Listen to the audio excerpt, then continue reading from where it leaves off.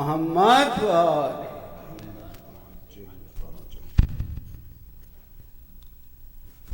أعوذ بالله من الشيطان الرجيم. بسم الله الرحمن الرحيم.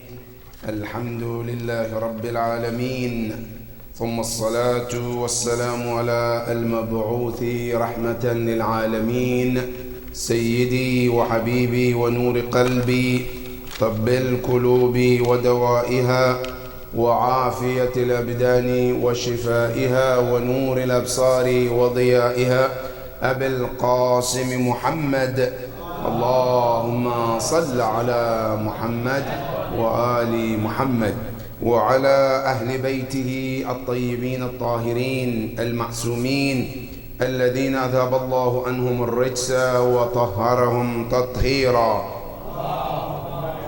صل على محمد. أما بعد، فقد قال الإمام الثاني عشر الإمام الحجة في دعائه المشهور: اللهم إني أفتتح الثناء بحمدك وأنت مسدد للصواب بمنك، وأيقنت أنك أنت أرحم الراحمين في موضع العفو والرحمة، وأشد المعاقبين في موضع النكال والنقمة، وأعظم المتجبرين في موضع الكبرياء والعظمة. اللهم أذنت لي في دعائك ومسألتك، فاسمع يا سميع مدحتي، وأجب يا رحيم دعوتي. وصدق الإمام الحجة عليه أفضل الصلاة والسلام. اللهم صل على محمد. عباد الله، أوصيكم ونفسي بتقوى الله. My dear brothers and sisters, Assalamu alaikum wa rahmatullahi ta'ala wa barakatuh.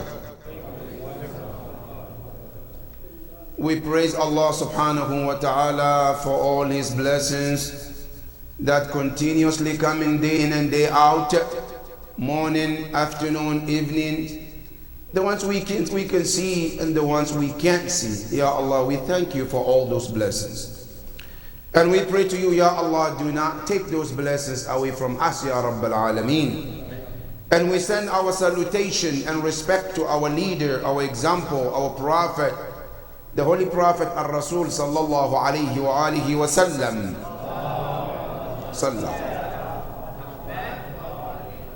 May the peace and blessing of Allah be upon him, and peace and blessing of Allah be upon his chosen family, the purified ones, the most knowledgeable ones, the caliphate of the Prophet, Ahlul Bayt alayhim as-salam. Allahumma salli ala Muhammad wa ali Muhammad. And we pray to Allah subhanahu wa ta'ala to count us among the true followers of Allah and His messenger and His household, insha'Allah. My dear brothers and sisters, another day to remind one another about Allah subhanahu wa ta'ala. Let each and every soul keep in mind about Allah subhanahu wa ta'ala, that the best thing we can do in this life is to have taqwa Allah subhanahu wa ta'ala. One hadith of Imam Amir al-Mu'mineen salawatullahi wa salamuhu alayhi. Allah. He reminds us, as we live in America, we have insurance for everything. We have life insurance, we have home insurance, we have car insurance, we have life insurance in America. But what is it that insurance that I can have? Spiritual insurance, that when I die and go to Barzakh, I have insurance, that I don't have to worry about that transition. Ahlul Bayt alayhim as-salam, the best insurance is taqwa Allah. The best insurance you can have for yourself and for your children after your demise is taqwa Allah subhanahu wa ta'ala. And that is why the Quran reminds us all the time that remember that the best provision for your transition to Akhirah is taqwa Allah subhanahu wa ta'ala.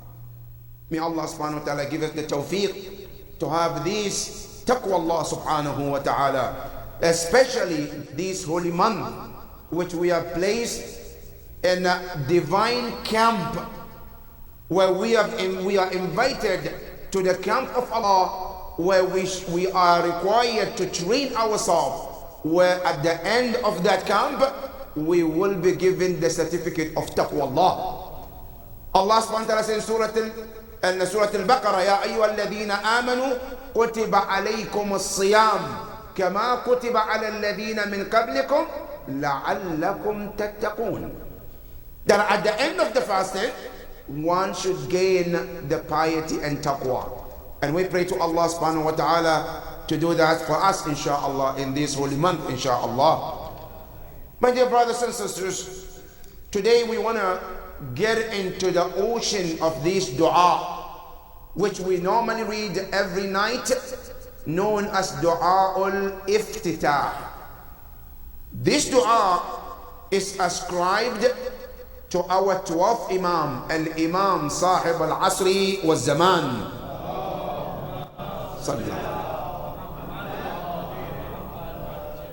As part of the few du'as that we have narrations that it came from Imam, one of them is this dua iftitah. This dua iftitah is one of the treasures of Ahlul Bayt alayhim salam.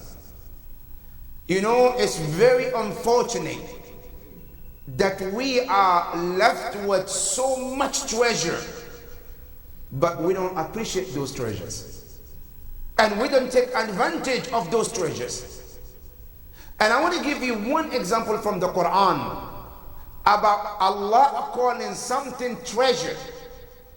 And I want you and I to compare that treasure, which Allah called in Quran, versus what we have from Ahlul Bayt. And I want you to make a judgment. Which one is the true treasure? The one is mentioned in the Quran, or the one Ahlul Bayt left with you? You come to the Quran, Allah subhanahu wa ta'ala talks about a prophet, Musa and Khidr alayhim salam. And the journey that we all heard and read about, the last part of the journey is when they enter in a village, and they was very hungry and very thirsty. They asked the villagers if they could give them some food, some water. Quran says they declined that. They refused to give them food or water. Apparently, either they didn't know who Musa and Khidr were, or they were not even good people to begin with. Whichever the case is, from the Quranic point of view, فَأَبَوْا أَنْ يُضَيِّفُوهُمَا. They refused to give them food and water. Khidr alayhi salam and Musa continued the journey. As they were about to leave the city or the village, Quran says, فَوَجَدَ جِدَارًا يُرِيدُ أَنْ يَنْقَضْ. They found a wall. That wall was about to fall. Khidr alayhi salam looked at Musa and said, Ya Musa, we have to stop here. Do what? I said, we have to break this wall and rebuild it. Now, first question, with whose money? You want to build a wall? Fine. But whose money? Yours or mine? Whose money? 1, 2. With whose authorization? 3. Who are these people that you want to build something for? On top of that, Musa asked Khidr, are you want to be kind and generous to people who just recently refused to be kind to us? Musa was asking Khidr. Khidr alayhi salam already told Musa alayhi salam that in this journey, anything I do, you should not ask until I feel it's right time to tell you. That was the agreement. But Musa alayhi salam couldn't be patient enough to wait until the right time where Khidr will feel comfortable to tell him. He was curious enough. So again, at this third part, he asked, why do you want to do this? Khidr alayhi salam responded, هذا فراق بيني وبينك. That's the last thing. I tolerated you too much, and this is the last time, and this is it's over. But before you leave, help me to rebuild the wall. Good. They rebuilt the wall. According to the Quran, they finished. Now Musa alayhi salam want to know why all of these stops.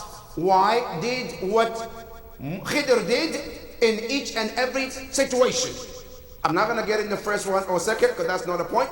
The third one, Khidr alayhi salam said to Musa alayhi salam, Amma al-jidar. You're curious to know, right? What happened to the wall? Who belongs to?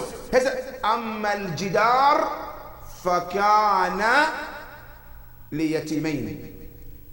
That wall belongs to two orphans. Good. What else? I said, وَكَانَ تَحْتَهُ. Underneath of that wall, كَنْزٌ لَهُمَا. Kenz, treasure. The father died and left these two orphans the treasure. Good. Now, when you hear the word treasure, what comes in your mind? Money, right? Billions of dollars, check. That in case when they grow up, they can cash it. Bonds, savings, right? But that was none of that.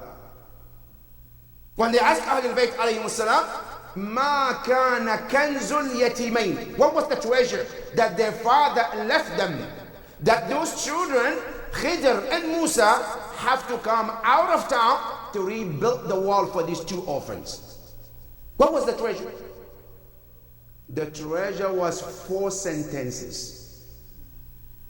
4 sentences. Arba' kalimat. That was it. Ahlul Bayt, did they left us thousands of kalimat or just 4 kalimat? More than that. But this 4 kalimat, Allah called it what? Kenz. Meaning what? Treasure. What are the treasure? Listen to Ahlul Bayt alayhi salam. They say the treasure was this, which is mentioned in Usul al-Kafi. Shaykh al-Kulayni rahmatullah ta'ala alayh. He said this is the treasure. The whole thing that Quran called treasure, here is it. It says, La ilaha illallah. That's the first treasure. La ilaha illallah. There is no God worthy of worship except Allah. That's one. Number 2. And then it says, Man aykana bil maut lam yadhaq. Whoever is certain about death would never smile, will never laugh. That's the second sentence. I don't want to go into that. Why shouldn't we laugh? You know, yes, indeed, Islam does not encourage laughing in any way. Islam encourages what? Smile. There's a difference between smiling and laughing. Now, the awliya Allah, they don't laugh that much. They don't laugh. They smile for the most part. Right? Now, if you go to the Quran, Allah tells you about Sulaiman alayhi salam. Right? When Sulaiman saw the ant, what did the Quran say? فَضَحِكَ أَوْ فَتَبَسَّمَ. Smiled. Right? They say Rasulullah sallallahu alayhi wa alihi wa sallam. Allahumma salli alayhi.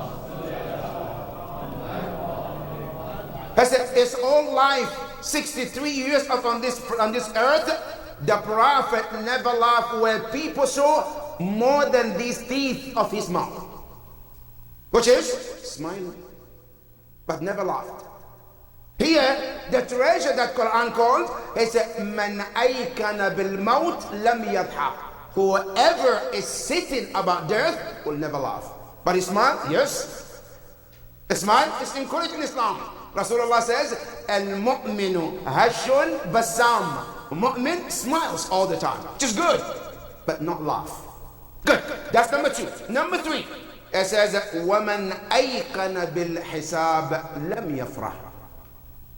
Whoever is also certain about hisab, accountability, that a day will come, I will stand before Allah, I will be questioned everything about what I did, what I say, what I went, what every details about my life, is he or she will never be happy. That is number 3. Number 4, it says, وَمَنْ أَيْقَنَ بِالْقَدْرِ لَمْ يَخْشَ إِلَّا اللَّهِ. whoever is sitting about Allah and His qadr, that Allah subhanahu wa ta'ala is the one who makes decisions about what will happen and what will not happen, as he or she will not fear anything but Allah subhanahu wa ta'ala. These 4 sentences are called by the Quran what? Kanz. Now, bring these 4 sentences and bring what Ahlul Bayt left us. Now, would you say Ahlul Bayt left us 4 sentences or millions of sentences? And this is where you understand Ahlul Bayt left us treasures, not 1 treasure. But Quran, 4 sentences, Quran called what? Treasure. Ahlul Bayt left more than that. Just Sahif al-Sajjadiyya, how would you call it? Sahif al-Sajjadiyya. Just one out of the many of du'as that we learn from Ahlul Bayt is more than treasure you can think of. But how many of us value those treasures? How many of us take advantage of those treasures? Now I'm saying this as an introduction to the dua that we're about to learn or talk about. This dua is quoted that Imam al-Zaman taught his companions and encouraged them to read every night in the month of Ramadan. This dua is one of the most beautiful dua you can find. Now let's get into it. The dua starts with the word Allahumma. Inni, the first sentence, Allahumma inni aftatihu al-thana'a bihamdik. Allahumma is the first word Imam started with the dua. Why Allahumma? Well, there are so many names of Allah. We know according to the Quran, Allah says, وَلِلَّهِ الْأَسْمَاءِ الْحُسْنَى فَدْعُوهُ بِهَا أَيَّمَّا تَدْعُوا فَلَهُ الْأَسْمَاءِ. Allah subhanahu wa ta'ala said, I have so many names that I chose for myself. Whichever you choose is my name and it's fine. But one lesson is that even though they are all names of Allah, but some of them are more beloved to Allah than the others. Some names are more lovely to Allah than the others. What are the names that Allah loves the most? One of them is the word Rabb. Now Imam alayhi salam wants to teach us, as you want to communicate with Allah, you have to know what He loves and use exactly what He loves so you can ask Allah in the best way that you can. One of the ways is the name Rabb is the beloved name of Allah subhanahu wa ta'ala. And that is why when you go to the Quran, you see all the Anbiya, all the Prophet, Ahlul Bayt, this is one of the unique names they constantly call upon Allah. You go to the Quran, there's some examples. Sulaiman alayhi salam, in Quran, when he was to ask Allah, what did he say? Rabbi awzi'ni an ashkura ni'mataka allati an'amta alayhi. The word he started by calling Allah was the word Rabb. That's number one. Number two, Adam alayhi salam, when Allah kicked him out of the heaven, right? And he wants to ask Allah for forgiveness. Look in the Quran. What name did he call? رَبَّنَا ظَلَمْنَا أَنفُسَنَا وَإِن لَمْ تَغْفِرْ لَنَا وَتَرْحَمْنَا لَنَكُونَنَّ مِنَ الْقَوْمِ الْخَاسِرِينَ. The word is started with رَبَّنَا. Not only that, Dawood al-Nabi, when he went with Talut to go and fight Jalut, before he started the battle, look in the Quran. What dua did he read? How did he start with the dua? He said, رَبَّنَا أَفْرِغْ عَلَيْنَا صَبْرًا وَثَبِّتْ أَقْدَامَنَا وَانصُرْنَا عَلَى الْقَوْمِ الْكَافِرِينَ. The word Rabb. Our Rasul sallallahu alayhi wa sallam, in the Quran, Allah tells him, Ya Rasulullah, call upon me, ask me for what? To increase your knowledge. He said, وَقُلْ رَبِّ زِدْنِي عِلْمًا. Nuh alayhi salam, in the Quran, when he wants to ask Allah to forgive his children, what did he say? He said, رَبِّ إِنَّ بِنِي مِنْ أَهْلِي وَإِنَّ وَعَدَكَ الْحَقِّ. The word Rabb. Right? Now Isa ibn Maryam in the Quran, when he wants to call upon Allah, when the disciple ask him to ask Allah to send them food from the sky, what did he say? He said, Allahumma Rabbana anzil alayna ma'idatan min as-sama. Not only that, you come to Ahlul Bayt alayhim as-salam, they also have this word as their favorite name. of Allah subhanahu wa ta'ala. You read in the Dua Kumail, Imam Ali mentioned Allah so much, Ilahi, wa Sayyidi, wa Mawlai, but how many names he mentions 3 times in Dua Kumail, other than the word Ya Rabbi, Ya Rabbi, Ya Rabbi. Not only that, the day Imam Ali was struck in the mihrab, what name did he call? Fuztu wa Rabbil Kaaba. Why did he say Fuztu wa Rahman? It's a name of Allah, but he used Fuztu wa Rabbil Kaaba. Not only that, you come to the Quran, Surah Al-Fatiha, Allah subhanahu wa ta'ala says, Alhamdulillahi Rabbil Alameen. One of the favorite names of Allah is the word Rabb. That's number 1. Number 2, the second favorite is the word Allah. The word Allah is one of the greatest name of Allah subhanahu wa ta'ala. That when you look in the Quran, Allah subhanahu wa ta'ala loves these names so much. Ahlul Bayt alayhim salam, they love it so much. Some of the ulama, they say that word Allah is even known as Ismul A'zam. Some scholars, they call Allah Ismul A'zam. How? They say when you go to the Quran in Surah Al-Hashr, listen to Allah subhanahu wa ta'ala. As he described just the word Allah, how you can understand Allah is the Ismul A'zam. How? They say, Hu Allah. He is Allah. As if somebody is asking, who is that Allah? Alladhi la ilaha illa hu. That is it. Al-Malik, Al-Quddus, Al-Salam, Al-Mu'min, Al-Muhaymin, Al-Aziz, Al-Jabbar, Al-Mutakabbir. All of these is a description for the word Allah. That is the word Allah. And it's one of the favorite names to Allah subhanahu wa ta'ala.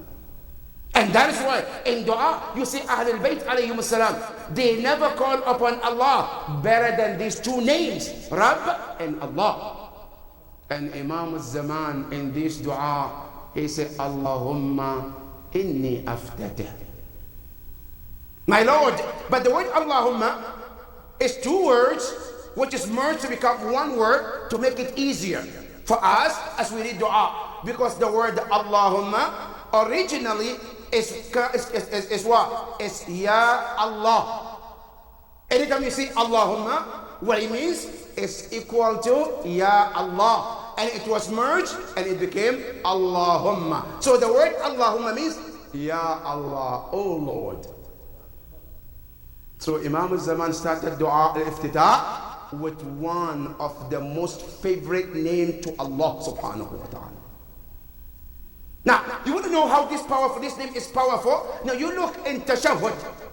When somebody wants to become Muslim, right? Can you say, Ashhadu an la ilaha illa Rahman? Well, Rahman is the name of Allah too, right? Would he be sufficient? No, it's not. Can I say, La ilaha illa al-Qawi? It's the name of Allah, but it's not enough. Right? The only name can be placed is La ilaha illallah. That is to tell us how powerful this name is. And here Imam Sahib al-Asr, when he started the dua, he said, Allahumma, oh my Lord. And then he said, Inni aftatihu. Iftitah, I begin, I open, I start. What? My dua with what? بالثناء بحمدك, with your praise. You know, in adab al-dua, according to Ahlul Bayt alayhim salam, there is something we call adab al-dua. Adab al-dua means when you come to make dua, there are certain things you should do, and it helps your dua to be accepted. What are they? They said, before you ask Allah anything, first and foremost, it's good to start with the praise to Allah. That is one of the way to start your dua. Right? Now, simply, if you look at it also, it makes sense. Now, you say, for example, you go to somebody who's rich, and you go there to go ask him for help. Right? And then you walk in there, how do you do to get him, to motivate him, to excite him, to help you? Right? You go there and say, MashaAllah, you're such a great brother. Right? MashaAllah, I've heard so much. You have been so generous. You have been so kind. You have been so, right? And the list goes on and on and on. All of these. I says, but I'm here to ask for help. Now, after all of that, when you add, I need your help, it's easy for him to do what? To say, okay, inshallah, I'll help you. That is common sense. Now, in Quran, Allah subhanahu wa ta'ala teaches the same thing. That before you ask Allah anything, start with praising Him. Look, Surah Al-Fatiha is the best example. Surah Al-Fatiha, we're asking Allah something, right? But before you ask Him, look at what you say. First you say, Alhamdulillahi Rabbil Alameen. Praise to Allah, right? Then you say, Ar-Rahman, another praise. Ar-Rahim, another praise. Maliki Yawmiddin, another praise. Iyyaka na'budu wa iyyaka nasta'in, another praise, right? Then you say, Ihdina as-sirata al-mustaqim. Now I want to ask you, my Lord, to do what? To keep me on the right path. But you couldn't come and say, Bismillah ar-Rahman ar-Rahim, Ihdina as-sirata al-mustaqim. You could do that. But why did Quran presented multiple praise to Allah before you ask Allah anything? That is the adab al-dua. Imam al-Zaman, Ajjalallahu ta'ala faraja, in this dua, Ma salla ala. In this dua, he said, I begin this dua by not asking my needs or putting my wishes before you, but rather I start with what? With thana. Thana, what does it mean? In Arabic, we have what we call thana. We have what we call al-shukr, and we have what we call al-hamd. If you look at it in English, when we say al-thana means praise, right? Al-hamd, praise. Al-shukr, praise. But literally in Arabic, al-shukr is different. Al-thana is different. Al-hamd is different too. When you say the word al-shukr, according to the ulama al-lugha, they said, الشكر في مقابل النعمة. Anytime you say shukr, it has to be something somebody have done for you. Then the word shukr comes in. Right? Now, if something didn't happen, nobody does something positive for you, then shukr is not, has no meaning in it. Now, what about thana? Thana does not require somebody to do something to you. You praise something because it deserves it. Whether it has done something or not, right? Now, for example, when we do thana to the Prophet, we do it because they deserve it. We do thana to Ahlul Bayt alayhim as-salam because what? They deserve it, because of their akhlaq, because of their attribute. That is called thana. You praise somebody or something because they deserve it, not because they did something to you. You look at them and what they observe, what they have in terms of the quality, you remember, you know that they deserve a praise. One practical example of thana is Farazdaq. When Hisham bin Abdul Malik wanted to deny the value of Imam Zayn al-Abidin, immediately what did he do? I said, I'm going to tell you who this man is. If you don't know, what he said is called Athana. Because he gave Imam the description that he deserved. That's called Athana. Now, here Imam al-Zaman in dua, he said, Ya Allah, I open my dua by praising you with the qualities you deserve to be praised with. That's the meaning of Athana. And then he said, Bihamdik, in addition to be grateful to you and all your blessings. Some of the ulama, they say the word Ash-Shukr and Thana, they are akhas, they are much more less compared to Alhamd. Alhamd is much bigger. When you want to say, I am every type of glory, every type of grateful belongs to you, Allah subhanahu wa ta'ala. That Imam al-Zamani say, Ya Allah, every praise that is out there that can be given to anybody, I say, you are the most deserving one, Ya Rabbi. That is the first dua Imam al-Zaman is talking to Allah subhanahu wa ta'ala. Then he continued the next line. He said, wa anta. Allahu Akbar. This, in Arabic, it's called iltifat. In Balagha, it's called iltifat. You know, in Arabic, example like Surah Al-Fatiha, ulama al-Balagha, they said, the way Allah started the dua, it's as if Allah is talking to somebody third person. Alhamdulillah, all praise belongs to Allah, like third party. Ar-Rahman, Ar-Rahim, Malik Yawmiddin, right? Then immediately, Iyaka na'bud. You. Now, it has turned from the third party to what? To the second party. Here, Imam al-Zaman started the dua, أفتتح الثناء بحمدك. Third party. Right? That's it. Wa anta. Now I'm talking to you, my Lord. And then he said, Wa anta musaddidun. You are the one who guides and protects people to stay on the right path. And yes, indeed, who can guide you and I to the right path other than Allah subhanahu wa ta'ala? And when he guides you not because he wants something from you, it's just a favor out of him. He wanted to favor you. Bimannik. And man is a favor. Many often, how many people do things for you and not expect anything back? Now some people, they do good for you. The least is to talk about it. They might not expect something from you, but at the end, they're going to talk to that person, that person, that person. I did this, I gave this, right?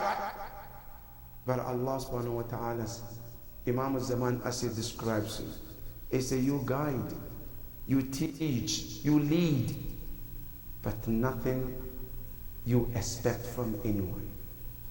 It's pure of your favor upon your servant. Wa anta musaddidun. Bimannik. And he says, wa ayqant. Allahu Akbar. And I'm sitting. Now I believe, I'm sitting. Which means a sitting is different than I know. Sitting means there is no even 1% of doubt. I'm 100% that what? Annaka anta arhamur rahim. That you are the most merciful of all merciful ones. You know, brothers and sisters, there's one very important message here. You know, Arham in Lugha al-Arabiya is called Afal al-Tafdil. Afal al-Tafdil means what? You always compare between two things. You have two things who have the same thing, equal in everything, and then you look and say, oh, this is better than this. For example, I have Zayd, a man. I have Amr, a man. Right? They're both men. Then I say, Zayd aqwa min Amr. Zayd is powerful than the Amr. But after comparing them from all angles, they're both humans. They're both male. They're both healthy. But then I compare something to see who is better than the others. When we say to Allah, Arhamur Rahim, who do you think we compare him with? To figure out that he is the most merciful of all merciful. With human being, or jinn, or angels? No. That word arham is not about the way we compare about makhluqat. Because Allah is not makhluk for you and I to compare him with anything. He said about himself, Laysa kamithlihi shay. There is nothing like me. So what can you compare with to say he is like or he's better than? There's nothing to compare with him. So what do you mean when you say Arhamur Rahim? Means what? You are the most unique, who have no comparison among all those who might possess the compassion. Now just think about the example of it. Many individuals have compassion too. One of them is mothers. Mothers have compassion. They are merciful too. That a mother will do everything, will sacrifice everything for her child. She will sacrifice sleep. She will sacrifice her life. She will sacrifice her food. She will sacrifice her health. She will sacrifice everything. Just what? Just to protect and keep this child healthy and alive. But even with all of that, can you compare that mother with Allah? You know, there's a hadith qissa of Rasulullah sallallahu alayhi wa alihi wa sallam.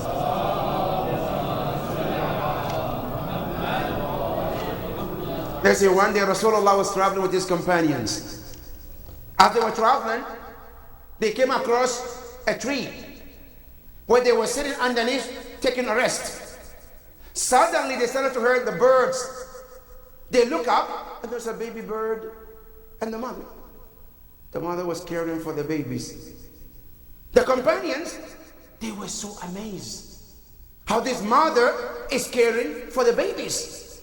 They were looking happy. They were smiling. Look, wow, look at mercy. And Rasulullah sallallahu alayhi wa alayhi. Allahumma. He looked at them and he said to them, Isma, listen. فَوَالَّذِي بَعَثَنِي بِالْحَقِّ نَبِيًّا. I swear by the Lord who sent me as a messenger. Inna Allah, that your Lord, أرحم بكم من الفرخ من الطير بأفراخها. That Allah subhanahu wa ta'ala is more compassionate towards you, his servant, more than what you are seeing between this mother and the baby bird. And if you want to go into the list, you cannot even imagine how merciful Allah is.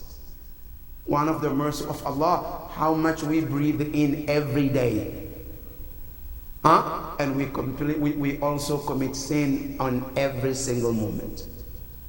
One dua of Imam, he says, خَيْرُكَ إِلَيَّ نَازِلْ وَشَرِّي إِلَيْكَ صَاعِدْ. He says, always your blessing comes down, continuously. But my evilness going up to you, Ya Rabb. But even with all of that, he never stopped to bless you. He never stopped to change his mind for blessing you and being merciful. That is what Imam is talking. وَأَنْتَ أَرْحَمُ الرَّاحِمِينَ. You are the most merciful. Ya Allah, we ask you, help us to see the beauty of Allah subhanahu wa ta'ala and his mercy, Ya Rabbal Alameen.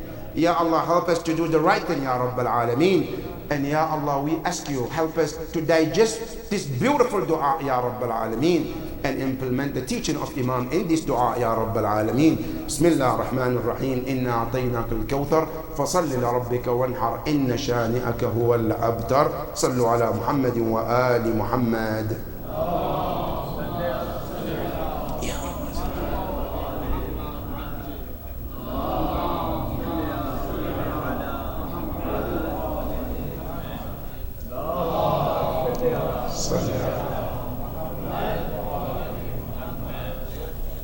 بسم الله الرحمن الرحيم. الحمد لله رب العالمين والصلاة والسلام على أشرف الأنبياء والمرسلين حبيبي وحبيب إله العالمين أبي القاسم محمد.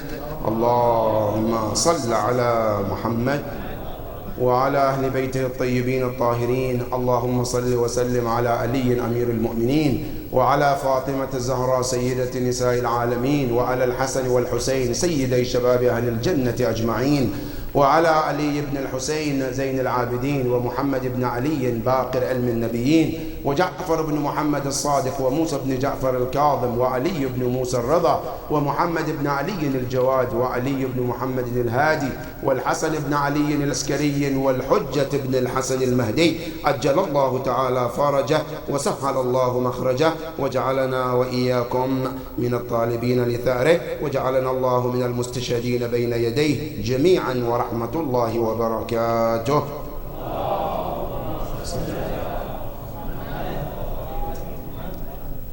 My dear brothers and sisters, one of the events of this week is the wafat of Abu Talib alayhi afdalus salati was salam. Allah. Which happened to be on the 7th of the month of Ramadan, 3 years before the hijrah of the Prophet, where Abu Talib alayhi salam left this world. Abu Talib alayhi salam was not just an uncle to the Prophet, was also, in addition to being an uncle, was the protector of Rasulullah. That the Prophet talks about how much Abu Talib and his wife Fatima bint Asad protected him and helped him to reach to where he reached. That's why when Fatima bint Asad passed away, Rasulullah went and slept in that grave. And he said, I want to feel how the grave will be for her before I put her in there. And when he went in there, he said, Innaha ummi. She's indeed my mother. كانت تجيء أطفالها وتشبعني. She used to keep her own children hungry and make sure that I'm fed. وكانت تمشط شعري. She used to comb my hair before she even touched the hair of her children. That's Fatima bint Asad. She used to make sure that I am clothed before any of her children. And Abu Talib, in addition, at night when the children are asleep, he will take Rasulullah from where he started to sleep and change the location and put his son one of those locations. Just in case if somebody comes to attack Rasulullah, he will kill his son, not Rasulullah. That's how much Abu Talib protected Rasulullah.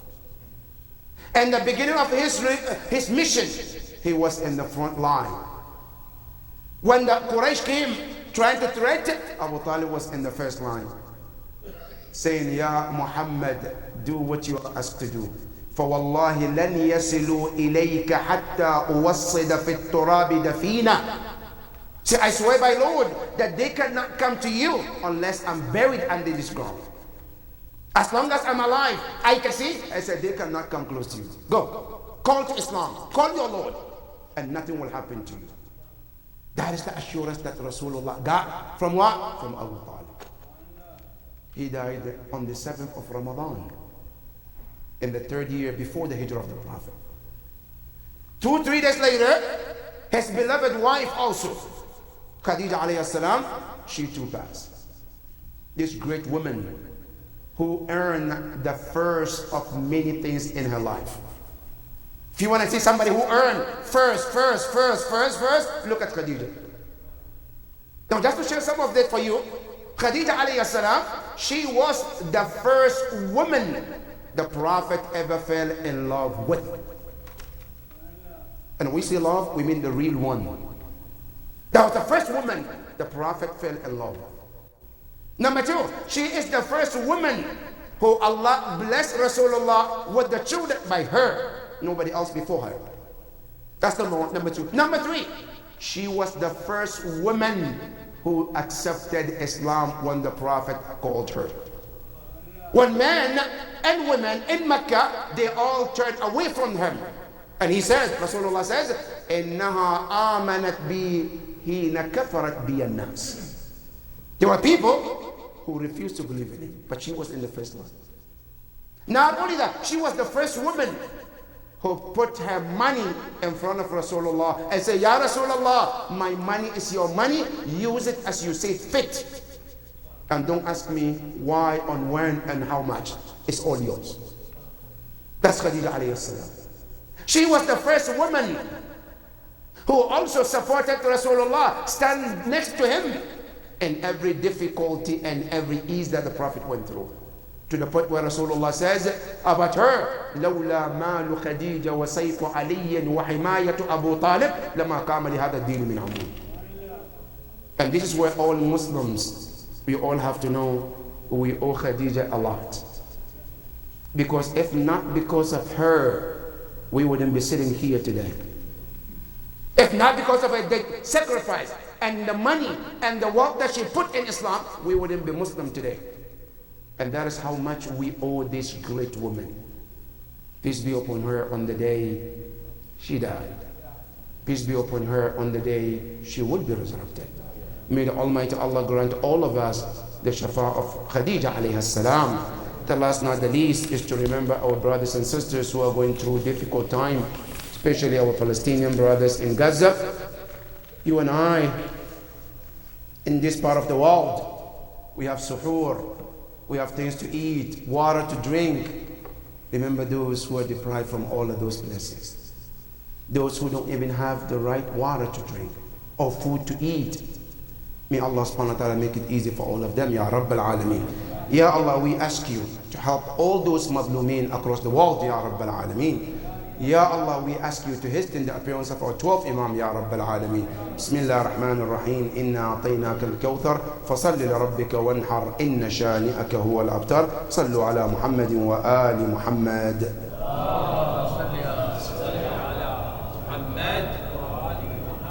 Allahu